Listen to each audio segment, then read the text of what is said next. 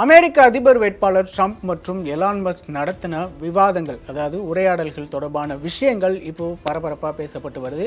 Trump அதில் என்னென்ன விஷயங்கள் பேசினாரு அப்படின்னு தொடர்ந்து இந்தியாவில் பார்த்துட்டு வரும். அது மட்டும் இல்லாமல் ஒரு 5 முக்கியமான விஷயங்களை, முக்கியமான நபர்களை பற்றி இந்த இதில் ட்ரம்ப் பேசியிருக்காரு. யார் யார் அப்படின்னு பார்த்தோன்னா, Kamala Harris, Joe Biden, Kim Jong Un, Putin, அப்புறம் இஸ்ரேலுடைய அயன் டோம் பற்றி பேசியிருக்காரு. இந்த 5 விஷயங்கள் குறித்து ட்ரம்ப் என்ன பேசினாரு அப்படிங்கிறதா மிக முக்கியமான விஷயம். ஏன் அப்படின்னா, இந்த விஷயங்கள் தான் அடுத்து அமெரிக்க அதிபர் தேர்தல்களில் ஒரு மிக பரபரப்பான விஷயமாகவும் பேசப்பட இருக்குது. அது மட்டும் இல்லாமல் மிக முக்கியமான கவனிக்கத்தக்க விஷயங்களாகவும் இந்த விஷயங்கள், இவங்களை பற்றின விஷயங்கள்லாம் இருக்குது. அப்படி பார்க்கும்போது கமலா ஹாரிஸ் பற்றி அவர் பேசின விஷயங்கள் இருக்குது. கமலா ஹாரிஸ் பற்றி அவர் என்ன பேசினார் அப்படின்னு பார்த்தோன்னா, அவங்க அதிபர் வேட்பாளராக அறிவிக்கப்பட்ட பிறகும் கூட பார்த்தோம் அப்படின்னா, என்ன மாதிரி கெத்தாக எந்த இன்டர்வியூலையும் அவங்க உட்கார மாட்டாங்க. ஒரு ஃபுல் இன்டர்வியூ அவங்க கொடுக்கவே இல்லை. ஏன் அவங்க பயப்படுறாங்க, எதுக்கு பயப்படுறாங்க அப்படின்னு சொல்லியும் கேள்வி எழுப்பியிருக்காரு. அதற்கு பார்த்தோம் அப்படின்னா எலான் மஸ்குமே அதுக்கு ஒரு சின்ன கவுண்டர் கொடுத்திருக்காரு.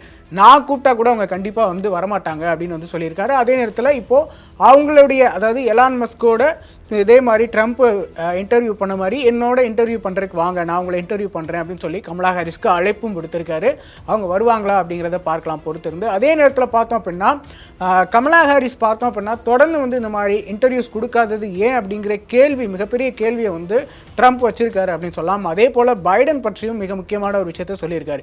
முழு நேர அரசியல்வாதியாக இருக்கிற பைடன் ஏன் இந்த அதிபர் வேட்பாளராக இருக்கும்போது கூட சரியான கேள்விகளுக்கு பதிலளிக்க முடியாத நிலைமையில் அவர் இருக்காரு அப்படின்னு சொல்லி கேள்வி எழுப்பியிருக்காரு. அவருடைய உடல்நலம் குறித்தும் சில விஷயங்கள் சொல்கிறாரு. அதே போல் பார்த்தோம் அப்படின்னா, அதிபர் பைடனை பற்றி இன்னும் சில விஷயங்கள், ரொம்ப முக்கியமான விஷயங்கள்லாம் சொல்லியிருக்காரு. அது என்ன அப்படின்னு பார்த்தோன்னா, புட்டின் பற்றி பேசும்போது அவர் பைடன் பற்றியும் சில விஷயங்களை குறிப்பிட்றாரு. அது மிகுந்த சர்ச்சைக்குள்ளாகிருக்கு அப்படின்னு சொல்லலாம். என்ன விஷயம் அப்படின்னு பார்த்தோன்னா, ரஷ்யா உக்ரைன் போர் தொடங்கினதுக்கு காரணமே அதிபர் பைடன் தான் அப்படின்னு சொல்லியிருக்காரு. அது மட்டும் இல்லாமல் புட்டின் எனக்கு ஒரு நல்ல க்ளோஸ் ஃப்ரெண்ட் அப்படிங்கிற மாதிரி சொல்லியிருக்காரு. அது மட்டும் இல்லாமல் நான் புட்டின்ட்ட அடிக்கடி பேசுவேன், அவர் என்னை ரொம்ப ரெஸ்பெக்ட் பண்ணுவார் அப்படின்னு சொல்கிறாரு. அது மட்டும் இல்லாமல் இந்த உக்ரைன் போர் நீங்கள் நடத்தாதீங்க, அது வேண்டாம் அப்படின்னு நான் எடுத்து சொன்னதாகவும், ஆனால் அவர் கேட்காம இந்த போரை நடத்த ஆரம்பிச்சிட்டாரு அப்படின்னு குறிப்பிட்றாரு. அது மட்டும் இல்லாமல் எனக்கு போர் நடத்துறதுக்கு வேறு வழி இல்லை, அதனால் நான் போர் நடத்துகிறேன் அப்படின்னு சொன்னார். நான் அப்போ கூட அவர்கிட்ட சொன்னேன், வேறு வழியெல்லாம் நிறைய இருக்குது, நம்ம அதை சமாளிக்கலாம் அப்படின்னுமே சொல்லி பார்த்தேன், ஆனால் இந்த போர் நடக்க ஆரம்பிச்சிருச்சு அப்படின்னு புட்டின் பற்றியும் பைடன் பற்றியுமே, இந்த உக்ரைன் வார் பற்றியுமே சில விஷயங்களை பேசியிருக்காரு. இதே போல் கிம் ஜாங் உன் பற்றியும் சொல்லியிருக்காரு. கிம் ஜாங் உன்னும் தனக்கு ரொம்ப நல்ல தெரிஞ்சவர் தான், அவர்கிட்ட நான் அடிக்கடி பேசுவேன் அப்படின்னு சொல்லியிருக்காரு. அது மட்டும் இல்லாமல் அதே போல் புட்டின், கிம் 2 பேருமே திறமசாலிகள் ஆனால் ஆபத்தானவங்க அப்படிங்கிற ஒரு ஸ்டாண்டையுமே அவர் எடுத்திருக்காரு. இது மட்டும் இல்லாமல் இஸ்ரேலுடைய அயன் டோம் பற்றி அவர் பேசின விஷயங்கள் மிகுந்த கவனிப்புக்குள்ளாயிருக்கு அமெரிக்காவில். அப்படி என்ன விஷயம் பேசினார் அப்படின்னு பார்த்தோன்னா, இந்த அயன் டோம் அப்படின்னு எடுத்துக்கிட்டோம்னா, அது ரஷ்யாவுடைய டிஃபென்ஸ் சிஸ்டமில் ரொம்ப முக்கியமான ஒரு சிஸ்டமாக இருக்குது. அது மட்டும் இல்லாமல் உலகத்திலே அந்த அளவுக்கு தரம் வாய்ந்த ஏவுகணைகளை தாக்கி அளிக்கக்கூடிய விஷயங்கள் வேறு எந்த நாட்டிலையும் இல்லாத அளவுக்கு அந்த அயன் டோம் புகழப்பட்டு வருது. அப்படி இருக்கிற பட்சத்தில் அது 2006 அமெரிக்காவோட உதவியோடு தான் இஸ்ரேல் அதை பில்ட் பண்ணாங்க அப்படின்னு சொல்லலாம்.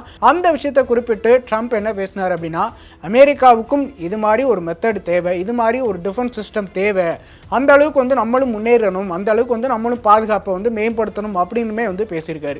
இந்த விஷயங்கள் மட்டும் இல்லாமல் ட்ரம்ப் இப்போ ட்விட்டருக்கு வந்ததுமே மிக ஒரு கொண்டாட்டமான விஷயமா அவங்களுடைய ஆதரவாளர்களுக்கு மாறி இருக்கு. என்ன காரணம் அப்படின்னு பார்த்தோன்னா, 2021 அதாவது பைடனுடைய ஆட்சி காலத்தில் பார்த்தோம் அப்படின்னா, ட்ரம்ப் ட்விட்டர் யூஸ் பண்ணக்கூடாது அப்படின்னு பேன் பண்ணப்பட்டது. அதற்கு அந்த நேரத்தில் பார்த்தோன்னா அது ட்விட்டராக இருந்தது, இப்போ தான் எக்ஸ்.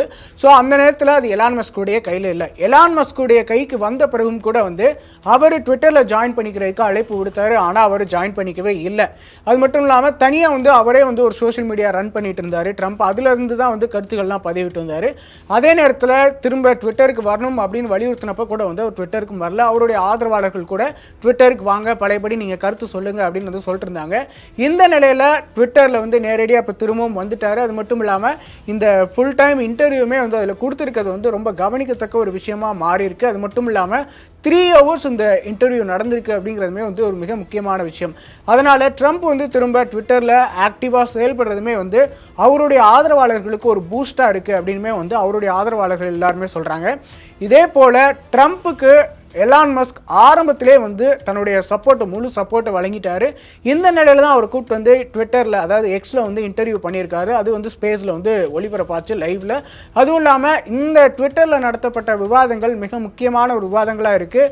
இப்போ தொடர்ந்து எலான் மஸ்க் கமலா ஹாரிஸையும் ட்விட்டரில் இன்டர்வியூ பண்ணுற கூப்பிட்டுருக்காரு. அவங்களுமே வந்து சீக்கிரமே ரெஸ்பான்ஸ் பண்ணுவாங்க அப்படின்னு தெரியுது. அதனால் அவங்களுமே வந்து பேசும்போது இன்னும் பரபரப்பாக ஆகும் இந்த விஷயம் அப்படின்னு எதிர்பார்க்கப்படுது.